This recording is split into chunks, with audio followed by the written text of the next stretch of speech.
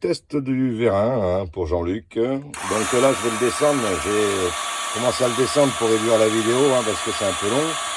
Donc là, Pepper a terminé sa course au niveau de la descente. Voilà quoi.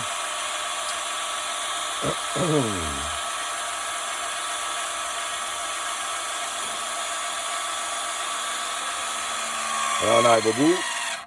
Donc on fait marche arrière. On remonte.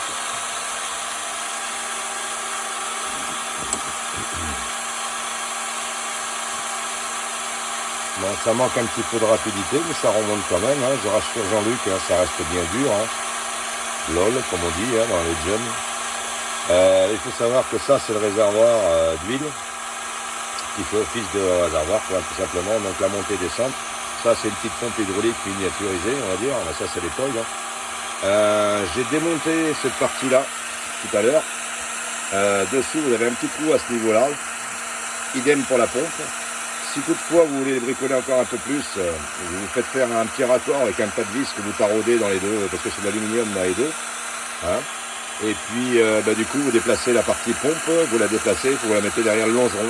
Du coup vous n'avez plus que ça pour, tu vois Jean-Luc, ça remonte. Je suis désolé de te le dire, mais voilà. Là on va arriver au bout, et tu vois le réservoir s'est regonflé. Voilà, donc je disais, donc vous mettez, bon je vais attendre, je vais éteindre parce que ça fait du bordel là. Voilà, c'est le seul point négatif, c'est que ça manque de rapidité, que ça fait du bruit. Mais enfin, si vous mettez ça dans une petite boîte isolée dessous le camping-car, je pense que ça devrait le faire. Donc, je reviens à ce que je vous disais là. Si vous démontez cette plaque-là qui tient le vérin, vous faites un petit tarot dessous, mettez un petit raccord, faites la même chose sur la pompe. La pompe, vous la mettez dans une boîte, du coup, c'est étanche. Et puis après, vous vous servez de cette plaque-là pour la fixation sur le châssis. Vous pouvez reprendre les 4 vis qui sont là, mais celles-là, du coup, elles seront libres. Donc, on peut s'en servir aussi. Voilà. Bon, après, pour la fixation au châssis, j'ai un petit peu vu comment ça pouvait se faire. Je pense que c'est pas trop difficile, du moins pour l'avant. Pour l'arrière, c'est autre chose, mais je me suis pas penché sur le sujet. Donc, voilà. Donc, toi, Jean-Luc, là, le réservoir, il est gonflé. Donc, le liquide, il est remonté là. Et quand tu le descends, ça aspire. Et quand il remonte, il gonfle. Voilà. Donc, après, il faut mettre un rajout là. À peu près de cette dimension-là, qui doit être de 5-7 cm, c'est l'équivalent d'une cale de levage pour mettre à niveau le camping-car. Voilà, on va faire ça feignasse, mais bon, c'est quand même bien pratique d'avoir un vérin hydraulique. Bon, je vous laisse les filles. Bon, moi je suis pas à la retraite, donc je suis désolé de ne pas être aussi rapide que vous, parce que j'ai pas que ça à faire malheureusement.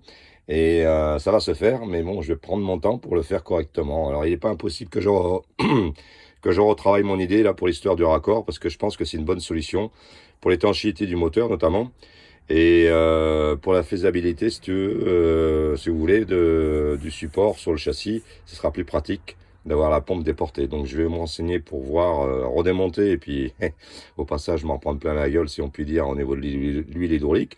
Mais je vais faire un petit tarot là, je pense, et un petit tarot dans la pompe, et déporter la pompe. Je pense que ça va être la meilleure solution, de façon que celle-ci soit dans une boîte étanche. Voilà. Et puis bon, du coup, ça fera quelque chose de plus propre sur le châssis. Voilà. Je vous souhaite une bonne journée les filles. À bientôt. Ciao, ciao.